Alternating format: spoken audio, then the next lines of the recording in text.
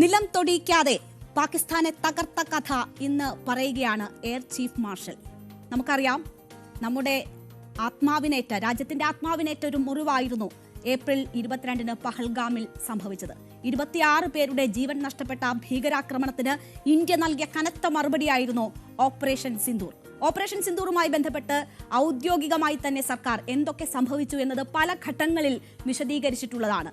ഇപ്പോൾ അതിൽ വ്യോമസേനാ മേധാവിയുടെ ഭാഗത്തു നിന്ന് ഒരു തുറന്നു പറച്ചിൽ ഉണ്ടാവുകയാണ്. ആദ്യമായിട്ടാണ് ഈ വിഷയവുമായി ബന്ധപ്പെട്ട് വ്യോമസേനാ മേധാവി പരസ്യമായി പ്രതികരണം നടത്തുന്നത്. Air chief marshal AP Singh അഥവാ അമർപ്രീത് സിംഗ് ഇന്ന് മാധ്യമങ്ങളോട് കാര്യങ്ങൾ തുറന്ന് സംസാരിച്ചിരിക്കുന്നു. ആദ്യമായി ഔദ്യോഗികമായി തന്നെയുള്ള വാർത്താ സമ്മേളനത്തിലൂടെ എന്തൊക്കെയാണ് പാകിസ്ഥാന് നൽകിയ തിരിച്ചടികളെന്ന് നമ്മൾ കേട്ടിട്ടുണ്ട്. ഇപ്പോൾ AP സിംഗ് കാര്യങ്ങൾ തുറന്നു പറയുമ്പോൾ ഓപ്പറേഷൻ സിന്ദൂറിന്റെ സമയത്ത് 5 പാക് യുദ്ധവിമാനങ്ങളും ഒരു വ്യോമ നിരീക്ഷണ വിമാനവും ഇന്ത്യ തകർത്തു എന്ന തുറന്നു പറച്ചിലാണ് ഉണ്ടാകുന്നത്. പാകിസ്ഥാന് സംഭവിച്ച നാശനഷ്ടങ്ങളുടെ എണ്ണം സംബന്ധിച്ച് വ്യോമസേനയുടെ ഉന്നത റാങ്കിൽ നിന്ന് ഒരു തുറന്നു പറച്ചിലുണ്ടാകുന്നത് ആദ്യമായാണ്. അത് പാകിസ്ഥാന് കനത്ത തിരിച്ചടി നൽകിയതിന്റെ, അവരുടെ വിമാനങ്ങൾ നിലം തൊടിയിക്കാതെ തകർത്തതിന്റെ കഥയാണ്. ഓരോ ഇന്ത്യക്കാരനും അഭിമാനിക്കാൻ പറ്റുന്ന വാർത്തയും വിവരവുമാണ് അദ്ദേഹം പങ്കുവച്ചത്. തെളിവുകൾ ഉൾപ്പെടെ നൽകിക്കൊണ്ടാണ് അദ്ദേഹം ആ കാര്യങ്ങൾ തുറന്നു പറഞ്ഞത്. പാകിസ്ഥാന്റെ 6 വിമാനങ്ങൾ ആകാശത്ത് വെച്ച് തന്നെ നമ്മൾ തകർത്തു. കൂടാതെ അവരുടെ 2 അതിലധികമോ യുദ്ധവിമാനങ്ങൾ നിലത്ത് വെച്ച് തകർത്തിട്ടുണ്ട് എന്നതാണ് വരുന്ന വിവരം. ഓപ്പറേഷൻ സിന്ദൂറിന്റെ ഭാഗമായി ഇന്ത്യൻ സൈന്യം നടത്തിയ ആക്രമണങ്ങൾക്ക് മുൻപും ശേഷവുമുള്ള സാറ്റലൈറ്റ് ചിത്രങ്ങൾ അദ്ദേഹം പങ്കുവച്ചു. നമുക്ക് ഓപ്പറേഷൻ സിന്ദൂർ നടക്കുമ്പോൾ തന്നെ മാധ്യമങ്ങളിലൂടെ എല്ലാവരും പരിചയപ്പെട്ടതാണ് നമ്മുടെ വ്യോമ പ്രതിരോധ സംവിധാനം S-400. അതിന്റെ റോൾ എന്തായിരുന്നു എന്നത് ആ കാലത്തൊക്കെ നമ്മൾ വലിയ രീതിയിൽ ചർച്ച ചെയ്തതാണ്. S-400 പ്രതിരോധ സംവിധാനം യുദ്ധവിമാനങ്ങളെ തകർക്കുന്നതിൽ വലിയ പങ്ക് വഹിച്ചതായും AP സിംഗ് തുറന്നു പറഞ്ഞു. By the red dots that you see on the map were the 7 targets that were very close to the border and LC, and they were to be taken on by army with their integral weapons. And those 2 blue dots, we've drawn them a little bigger. They were the 2 main headquarter buildings, that is Bahawalpur and Muridke, headquarter complexes, not buildings, that were to be taken on by Indian Air Force. So this was decided.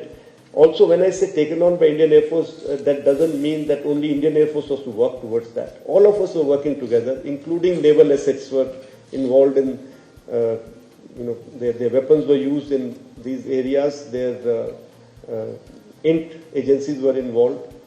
And in the planning, we were all, the 3 services together along with other agencies. So this plan was discussed. Even the escalation metrics were made and discussed as to where can it lead to, what can happen, and if this happens, what is going to be our response.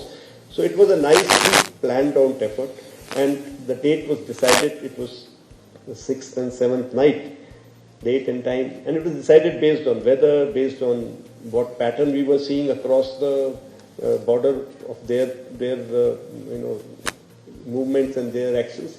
And we decided that time, and we decided that it will be in one go we will address all 9 targets.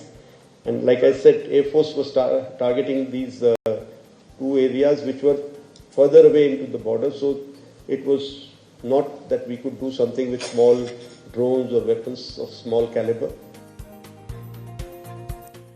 നമ്മുടെ രാജ്യത്തോട് ചെയ്തതിന് തിരിച്ചടി നൽകി എന്നതാണ് air chief marshal പറയുന്നത്. ഭീകര കേന്ദ്രങ്ങൾ ലക്ഷ്യമിട്ട് തന്നെ ആക്രമണം നടന്നു.